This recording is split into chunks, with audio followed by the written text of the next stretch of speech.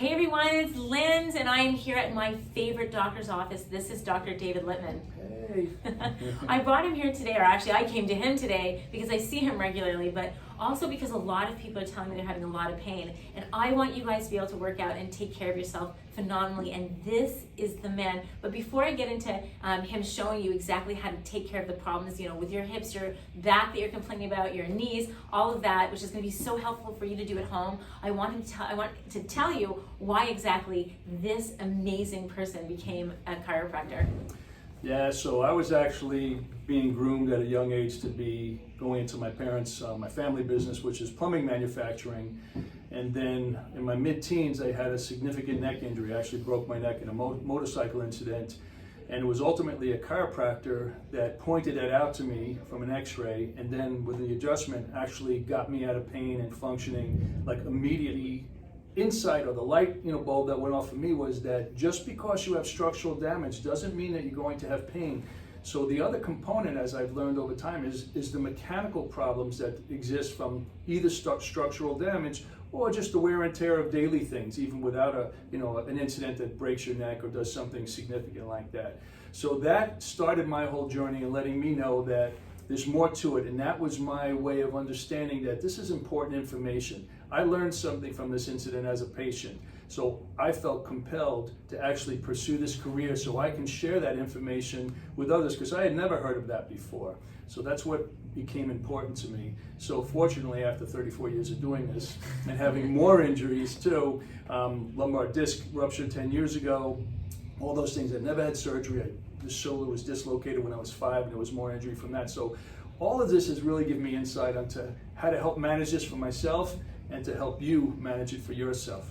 There's specific mechanical mechanisms in the body that keep us, correct in terms of how we bear weight and we move. And when you're doing certain exercises and certain things are starting to make you feel tense, tweaked, or even pain, that means that something in that mechanism is off, and some basic stretches and strengthening movements that I can show your audience now that can help reset those mechanisms. And if you do it on a regular basis, it'll give them a chance to get into those dysfunctional positions where your new normal is dysfunctional. And it's really easy to do once you understand what to do. So I'd like to start by showing you some basic stretches and stability exercises that anybody can do and really help you, even if you're working from an area of discomfort and pain. So Dr. David, I want to tell you what we concentrate on, right? Mm-hmm. So I'm gonna have Dr. David show us what to do based on our type of workout, which is the type of workout that we do is so much lower body because we're trying to lean out. So we're working with our largest muscle groups, our quads and our glutes. Mm-hmm. So we do a ton of squats. So we are down a lot like this, mm-hmm. right? We have a ton of lunges. Look at your funky socks. We have a ton of lunges. And then when we're lying on our side, we'll do a lot of like leg raises or bands, resistant bands. So we're working with our hips, our booty, and our quads every single day without fail. And I am having some people come saying I'm a little sore, especially for the abs. I do a ton of abs, and when people have to put their legs out, you guys know what I'm talking about, just showing you Dr. Dave. When you have to put your legs, I tell them to put their hands underneath here because people are saying that their back hurts if they do it like this. So I want to make sure that I'm giving them the right exercises afterwards, stretches, and if we could address those areas that would get injured and protect them with the exercises that you show us, or the actual stretches, that would be amazing. So one of the things, and Lindsay just mentioned this, there's a lot of information out there that talks about your core, your abs being strong. Now your abs are going from your ribs to your pelvis, but deep to that, and largely unknown by many people, is your psoas muscles, which actually attach to the front of your spine. So your spine, again, going from the front, is all the way deep towards your back, but those muscles go right from the front of your spine on either side. They come through your pelvis and attach to your hip, so they flex your hip. So when you're moving your hip, meaning your thigh, you're not actually using your abdominal muscles, because that would be pulling your pelvis to your ribs. You're actually using the psoas muscle, which is pulling your thigh to your spine. So the psoas actually connects the spine to the hip. So now, when you're in the position that you're describing, you're so you're moving the hip joint now is the axis of rotation. So that's creating stress and tension on those muscles in front. And if there's any dysfunction there, it's going to cause compression on the spine from the front. You're going to feel it in the back, where the joints are and where there's a lack of movement and mobility and stability as a result of that. So the focus is, number one, get those hip flexors to be stretched out. Number two, to get those glutes to be stretched out, because the hip flexors and the glutes are in opposing directions. Hip flexors flex the hip, the gluteus maximus extends the hip. And that mechanism is part of how to properly stabilize your pelvis, your spine, your hips, your whole complex down there. So stretching the hip flexors, stretching the quads, the glutes rather, and then doing hip bridges to actually engage the glutes as an extension force. Can we try that? Yeah, absolutely. Which actually helps to reset that mechanism properly. So as an example, when you're going down, just to kind of point this out, if you really engage your glutes and you squeeze them actively and deliberately, that's going to take a lot of the pressure off the compression in the front of your spine. So as well as you can modify by having people put their hands there, if they contract their glutes really deliberately, that can also create that same effect, but more mechanically correct, so to speak, instead of creating a crutch. Okay, yeah, and I like that. Okay, so what Doc's saying, because he's so intellectual, sometimes it's hard for me to understand what he's saying, but I get this one, I get it. Okay, so what he's saying is that when you're engaging your glutes in this position, guys,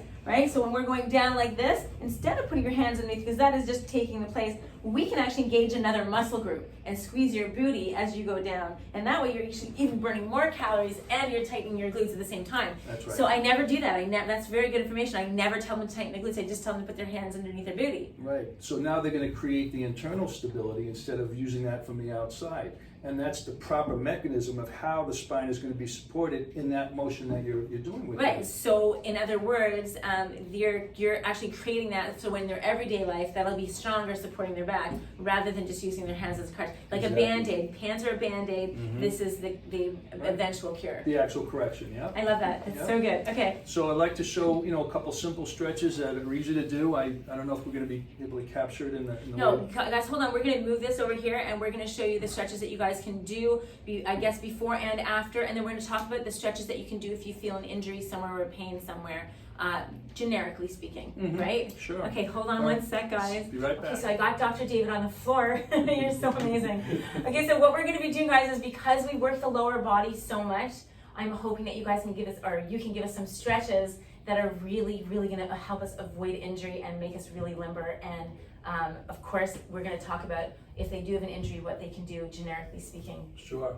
So because you guys are doing so much of the lower body stuff involving the hips, the low back, the pelvis, the legs, that the first things to do is to make sure all those areas are mobile and stable and functional. So the best and easiest way that pretty much anybody can do will be starting as follows. We're going to start with what we call the Runners Lunge. So Lindsay, I'm going to have you, and I'll do it with you, start in almost like a high plank or push-up position. Then choosing either side, bring that foot forward, just outside that forward hand. And once you drop as low as you can, keeping the knee and the back off the ground, rotate to further the stretch towards the ceiling. So your torso is now creating more stretch on that rear hip flexor. I feel this is amazing. We would do this every time before we work out, right? Yep. That's and amazing. You would do the same thing on the other side. So you bring your opposite foot forward. Again, once you're at to that furthest point where you can't drop any lower, you rotate towards the ceiling to get that further stretch in your torso. That's amazing. And then, so that's really good to go get all that opened up. Now to follow with that, we do what's called a pigeon stretch, which many of you probably know, because they have it in yoga. So starting from that push-up position again, you're going to bring that back leg underneath you and try to now lower yourself flush to the ground, where now you're getting that stretch here in the gluteal area. It'll start to open up your SI joint and your spine. So this is a really good way to get some of the tension in that deeper part of the pelvis to start releasing. Yeah, I feel that a lot. I feel that like almost down the side. Yep.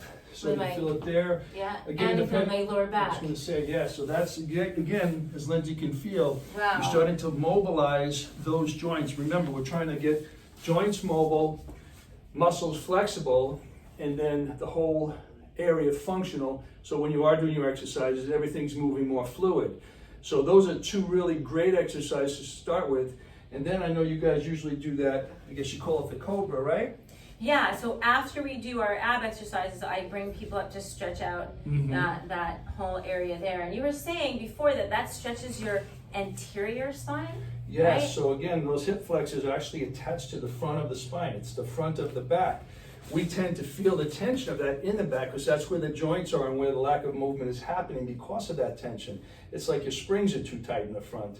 So doing that will help to stretch out those deeper muscles that are stabilizing and moving between your lumbar spine and your hips. Okay, so I have to say something that's very interesting. Okay, so we do stretch that out, but you're saying, which is interesting, that the psoas muscle attaches to your thighs, obviously, right? Yes, from your so spine. I would imagine that would be a root cause of people having poor posture because those are tight. Is that correct? Absolutely correct. I love that because I'm telling you guys, I always say that if your posture's like this, you are making yourself look 10 years older. If you can bring it back and bring up, but maybe it's not just, like you said, or it is not just about your back, it's also about these muscles. Absolutely. How do we stretch these even more then? So once you've gone through those preliminary and start to get things mobile and stretched, you can have another one, which I like to call the hip openers, and I'd like to have you demonstrate that if you would. Okay. So I'd like you to go face down, just kind of rest your chin on your folded hands in front of you. Okay. Now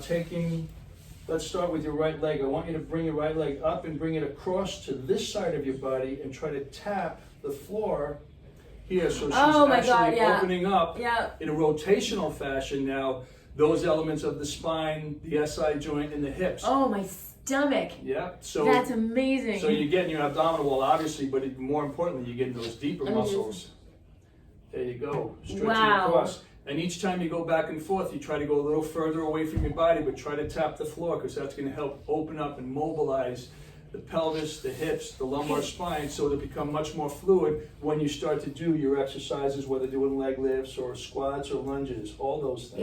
Yeah, this was amazing. I've never been able to stretch. It just isolates that in a big bad way. Yep. Wow. So now you're ready to actually engage the glutes on the other side with a proper glute bridge, because now when you engage those glutes, you're going to actually help to further relax the tension on the front side, because since the glutes and the hip flexors are in opposing muscle groups where they're moving the hip joint one way and the other, when you contract the opposite side, it forces the side not contracting to relax. Okay, so maybe we can demonstrate the bicep. I know you always do this one for me. Right. So like the bicep, you're saying? Yeah, so because the bicep and the tricep move the elbow in opposite directions, the bicep flexes the elbow, the tricep extends it.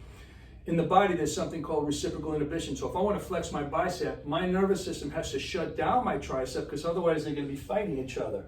So reciprocal inhibition gets the active muscle to contract while relaxing the opposite side. Now apply that to the hip and low back area with the gluteus maximus and the hip flexors, you're getting the same thing. So you're relaxing that front portion by engaging that back portion. Okay, let's do that one. Okay, so that's it. You said, we do those all the time. Right, but the focus now has to be not using your hamstrings, but pushing from the heels and contracting very deliberately the gluteal muscles on both sides. Yeah. A good pause for a moment, come down, don't touch the floor, and come back. And each time you do it, try to come a little higher and higher, because then you could even open up the sacrum and the SI joint as you push it forward and anterior. And the sacrum and the SI joint are your very lower back, so you have to know where that is, right? Yeah, your tailbone. Oh, it's really good, yeah. And what we don't do is I never tell them to relax the hamstrings, because I want to engage them. But you're saying for the stretch, you want to relax them. Right, because you want to make sure that you're causing the relaxation of the hip flexors, which can only be done really when you're engaging the glutes, because they're the opposite muscle group. Like tricep and hamstrings, bicep. right. And a lot of people that suffer from chronic tight hamstrings, it's really because the psoas are tight on that side, or even the opposite side. Oh my gosh. Okay, guys, so if your hamstrings are tight when you're walking, you feel that tightness in the back of your leg, not the type of tightness you're getting from, say, our workouts or a workout, but just tight in general, then the doc's saying that you need to stretch this area out. I love that. Stretch that, engage this, these are relaxed, because these are overworking because of the imbalances here in these mechanisms. Okay, so before I let him go, because he's got a patient waiting, I do want to ask, if someone's experiencing pain, can we just do the 3 parts? If they're experiencing pain like in their knee, if they're experiencing pain in their lower back or in their hips, because those are the areas that we work, guys. Those are the ones I'm getting complaints about. Can you just see, is it the same stretches, or do you have something else we can do? Those are essentially where it starts, because for the most part, a knee problem is not really a knee problem. Okay. It's a hip problem. Again, the knee gets caught between sort of the hip and the ankle. And unless, you know, somebody hits you with a hammer in the knee, it's usually because of dysfunction. Because when you have tight psoas muscles, as an example, it's going to cause some rotation in your thigh, usually internally. So now when you're doing any kind of work where you're moving your knee, now that thigh is torquing inward. So now the joint of the knee is no longer getting a nice solid balanced weight bearing. There's going to be some torque on it. And if you watch yourself in the mirror, you can many times see that one side, your knee is actually, when you're standing, is kind of rotated inward a little bit. That's usually indicating that's the side of the tighter hip flexor. So getting this is going to help the mechanics of the knee itself. Now, of course, if you have a direct knee injury, that's another thing, and that becomes a little bit more complicated. I'm talking about exercise related. Yeah, exercise related. I find that, you know, unequivocally, when you're loosening up and restoring these proper mechanisms of weight bearing and motion, the rest of the stuff just kind of drops down and fixes. Because remember, we say, where you're feeling pain now, where it's coming from. It's where it's ending up. Okay, let's say where you're feeling pain is not where the origin is, it's where it's ending up. So, for example, like you just said, you guys can actually look in the mirror and take a look at your knees. If you have one knee turned in, you know that side is the side that your psoas muscle, so you need to stretch it. So, Doc, is this something we should be doing before and after those stretches? We're going to incorporate all these stretches from now on in the beginning and the end? I would say yes, because being that this is so important to the whole mechanism, if you do this a little bit each day, it's not going to get a chance to create that, you know, dysfunctional situation anymore with so many of your people that are, you know, exercising with you or getting. So if you do this before and after, you're able to keep that, you know, mechanical situation going properly, and you don't give it a chance to, you know, kind of get dysfunctional again and build. That's amazing. Okay, I cannot thank you enough. Please, again, that was really nice of you to extend your accelerates, okay? Yeah, of course. Okay, so yeah, sure. Dr. David is going to extend. If you're having an issue beyond what we've talked about, he can actually see you through Facebook and see you through Zoom. Yeah. And he's willing, because he's so wonderful and because we have a good relationship and whatnot. You're willing to do this for my people. That's really nice. Yeah, it's just because I get to help people. Listen, there's many ways to help people. I have many opportunities when, you know, if I'm not the one that's going to help somebody, if I can send them to the right place and they get help, then I did my job. If I can give you some advice and show you something more specifically about your situation, look, it's your body and it's your responsibility, and you have to do the homework. I can just give you the assignment. Okay, that's amazing. And there's no cost you're saying for them, right? That's really nice. We can't thank him enough. And guys, I know a lot of you don't live in Boca, but if you do live in Boca, excuse me, you do have an issue, they can also come see you, right? Absolutely. You're taking patients? Well, I come see Yes, him, so I know. of course. And he wears a mask and the gloves and everything else. So if you guys are having anything beyond this that you need, by all means, here's his mask.